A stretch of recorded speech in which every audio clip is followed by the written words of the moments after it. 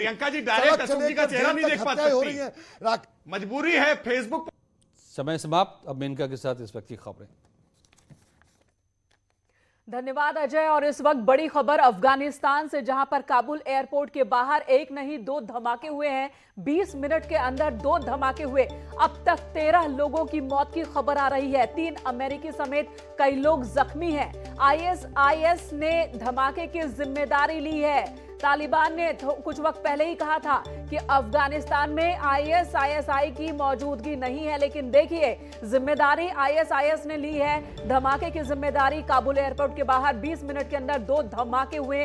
और ये धमाके उस वक्त हुए जब ऑपरेशन तमाम देश चला रहे थे अपने अपने नागरिकों को अफगानिस्तान से बाहर निकालने की। और उसी ऑपरेशन के दौरान 15 अगस्त को तालिबान ने अफगानिस्तान पर कब्जा कर लिया था, काबुल पर कब्जा किया था। और उसके बाद से ही लगातार जो लोग अफगानिस्तान छोड़ना चाहते हैं उन लोगों को भी वहां से निकाला जा रहा है। तमाम मुल्कों की ओर से ऑपरेशन चलाए जा रहे थे। तस्वीरें भी इस वक्त आप देख रहे हैं न्यूज़ 18 पर।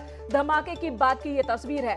3 अमेरिकी भी जख्मी हुए हैं इस धमाके में। 13 लोगों की मौत की खबर अब तक आ रही है। कई और लोग जख्मी हैं। मृतकों की संख्या ज्यादा हो सकती है। अफगानिस्तान में काबुल एयरपोर्ट के बाहर सीरियल ब्लास्ट हुआ है, एक के बाद एक 2 धमाके। आईएसआईएस ने इस धमाके की पुष्टि करने के साथ ही जिम्मेदारी ली है। सबसे पहले पेंटागन की ओर से पुष्टि की गई थी धमाके की, और आईएसआईएस ने जिम्मेदारी काबुल एयरपोर्ट के बाहर धमाकों की ली है। और ऐसे में चिंता बढ़ गई है कि अब क्या होगा। जो लोग लगातार काबुल एयरपोर्ट की तरफ बढ़ रहे थे, अफगानिस्तान छोड़ना चाह रहे थे, क्या उन्हें डराने के इरादे से ये धमाके किए गए? जबकि तालिबान की ओर से पहले ही कहा गया था कि 31 तारीख तक अमेरिका पूरी तरह से काबुल को छोड़ दे।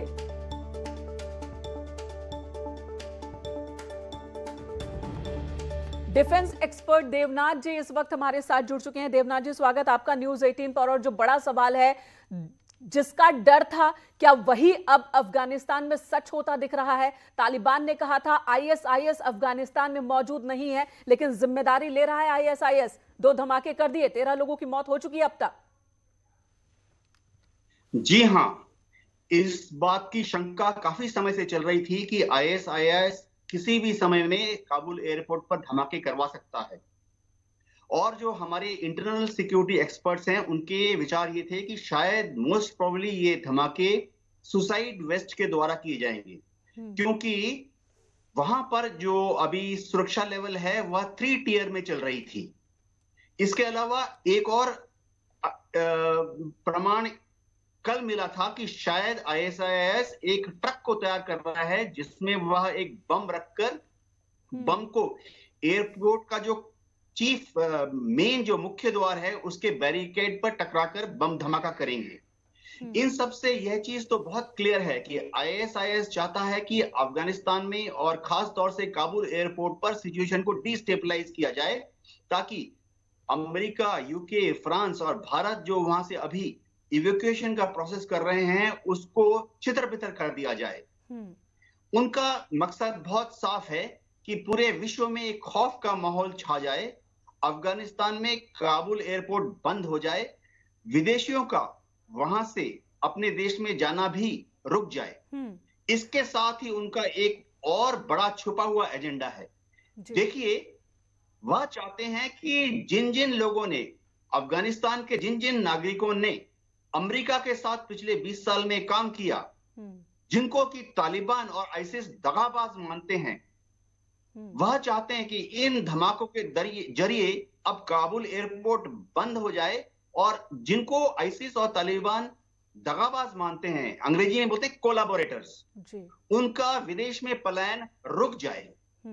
देवनाथ जी, मेरे ख्याल से यह आईएसआईएस ने जिम्मेदारी धमाकों की ले ली है। अब इस धमाके का तालिबान से क्या कनेक्शन है ये भी आपसे समझेंगे, लेकिन उससे पहले एक बड़ा सवाल है कि अब इन धमाकों के बाद क्या रणनीति होगी भारत समेत उन सभी देशों की जो अपने लोगों को वहां से निकाल रहे हैं? जी हां, हमारी रणनीति में अब कूटनीति, डिप्लोमेसी का बहुत जरूरत आ गया है। मैं आईएसआईएस पर ये बता सकता हूं कि यह संस्था जो है यह तालिबान से भी ज्यादा क्रूर और तालिबान से भी ज्यादा नृशंस है। इनके ऊपर कंट्रोल करने के लिए हमें अब तुरंत शायद पाकिस्तान की मदद लेनी पड़े, क्योंकि इन सब संस्थाओं के जन्मदाता पाकिस्तान में, पेशावर में आईएसआई के छत्र छाया में ही ये सब संस्थाएं बड़ी हुई हैं। इनके ऊपर अभी तक शायद सऊदी अरब का भी कुछ प्रभाव हो, तो शायद हमारी जो विदेश मंत्रालय है वो तुरंत सऊदी अरबिया से संपर्क कर इनके ऊपर जोर डालेगी कि वह भारतीय नागरिकों को अफगानिस्तान से बाहर निकलने दे। जी, पाकिस्तान से मदद की उम्मीद तो बहुत शून्य लगती है कि पाकिस्तान से कोई मदद, लेकिन जो आपने सऊदी अरेबिया का जिक्र किया तो वहां से जरूर ऐसा कुछ मुमकिन है। बने रहे हमारे साथ। शंकर आनंद हमारे सहयोगी भी जुड़ चुके हैं हमारे साथ। शंकर, आपने तस्वीरें देखी होंगी, एक के बाद एक दो धमाके काबुल एयरपोर्ट के बाहर, धुएं का गुबार हर तरफ नजर आ रहा है। 13 से ज्यादा लोगों की मौत अब तक हो चुकी, कई बच्चे भी शामिल हैं मृतकों में, और डर दहशत फैलाने की ये कोशिश आईएस की, उसने ले ली है पूरी जिम्मेदारी। आपके पास क्या इंफॉर्मेशन है आगे की रणनीति, स्ट्रैटेजी को लेकर भारत के? देखिए, जिस तरह से ये ब्लास्ट हुआ है, इस ब्लास्ट वाले मामले में एक और महत्वपूर्ण जानकारी मिल रही है कि 11 से ज्यादा लोगों के मरने की खबर आ रही है, और इस मामले में तालिबान के द्वारा औपचारिक तौर पर इस मामले की पुष्टि की गई है। तालिबान के जो प्रवक्ता हैं उन्होंने इस मामले पे औपचारिक तौर पे बताया है कि इस मामले में अभी तक जो तालिबान के जो प्रवक्ता हैं जबीउल्लाह मुजाहिद, इन्होंने साफ तौर पे कहा है कि अभी तक कुल जो वालों की संख्या है वो 11 से ज्यादा है।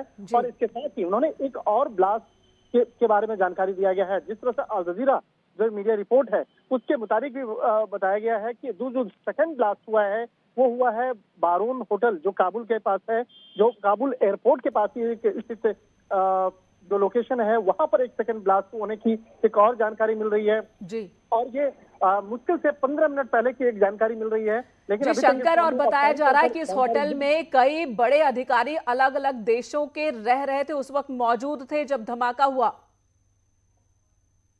देखिए, जिस तरह से अभी हालात बने हैं तालिबान के द्वारा, या बात करें जो वहां पे अफगानिस्तान में जो हालात बने हैं, इस हालात से पहले ही इस मामले में एक अलर्ट जो है वो जारी किया गया था, जिसमें कि विशेष तौर पर अमेरिका, फ्रांस और ब्रिटेन के जो वहाँ की जो खुफिया एजेंसी हैं उन्होंने उसके द्वारा ये एक अलर्ट जारी किया गया था, और कहा गया था कि हो सकता है कि एयरपोर्ट के आसपास में कभी भी वहां पर कोई बड़ा आतंकी हमला हो सकता है। क्या कोई जी शंकर, बने रहे हमारे साथ। देवनाथ जी भी हमारे साथ मौजूद हैं, डिफेंस एक्सपर्ट हैं। देवनाथ जी, ये बताइए, एक तरफ अगर हम काबुल एयरपोर्ट की बात करें, काबुल एयरपोर्ट के बाहर तालिबान है, अंदर अमेरिकी सेना है, और इस पर तुर्की भी कब्जा करना चाह रहा था, और इसी बीच आईएसआईएस का धमाका, यानी कि कहीं ना कहीं वो भी इस पूरे इलाके पर अपना वर्चस्व दिखाने की कोशिश में। और ऐसे में क्या होगा अफगानिस्तान का, क्या होगा भारत और अफगानिस्तान के संबंधों का?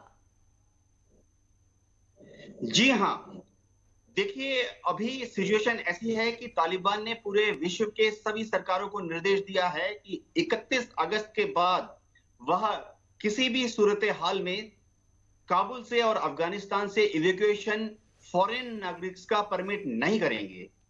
अब यह तय है कि भारत के हमारे जो सिटीजन हैं, जो कि भारत के सिटीजन हैं, 31 अगस्त के पहले उन सब का अफगानिस्तान से इवैक्यूएशन हो जाएगा। दिक्कत की ये बात है कि वहां पर अभी भी हजारों ऐसे अफगानी मूल यानी अफगानी सिटीजन हैं जिन्होंने कि भारत के साथ मिलकर पिछले 10 साल 20 साल में हम वहां पर जो इंफ्रास्ट्रक्चर डेवलपमेंट प्रोजेक्ट्स कर रहे हैं वहां पर काम कर रहे थे। ये जो अफगान मूल के अफगान सिटीजन है जो कि हमारे साथ काम कर रहे थे, अब इनकी जिंदगी खतरे में है, क्योंकि तालिबान और आईसिस दोनों ही इन लोगों को जिन्होंने भारत के साथ मिलकर काम किया उनको दगाबाज समझता है, यानी अंग्रेजी में बोलते हैं कोलैबोरेटर्स। तो अब 31 अगस्त के बाद भी विश्व के सारे देशों को मिलकर तालिबान से बैकडोर चैनल से थ्रू दोहा टॉक्स या through Turkey and Saudi Arabia government बात करनी पड़ेगी कि वह थोड़ा बहुत इवैक्यूएशन 31 अगस्त के बाद भी अलाउ करें। लेकिन मेरी इसके लिए जो फिलहाल personal तालिबान तैयार होता तो understanding नहीं है, दिख रहा है। तालिबान ने 31 अगस्त की डेडलाइन दे दी है, उसके पहले धमाके हो रहे हैं। तालिबान के भी कंट्रोल में नहीं है क्या स्थिति वहां की?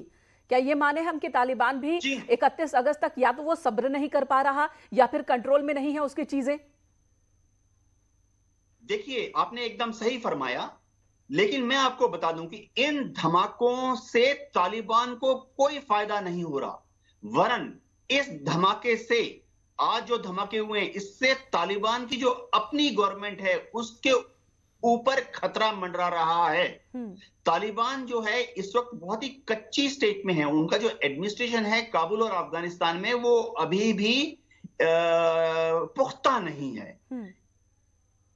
तालिबान चाहेगा कि अगले 15 दिन, अगले 1 महीने तक वहां पे किसी तरह के धमाके ना हो, ताकि तालिबान अफगानिस्तान के उन हिस्सों पे भी आस्ते आस्ते अपनी पकड़ बना ले जहां पर कि अभी तक वह घुस नहीं पाया है, जैसे कि पंजशीर वैली।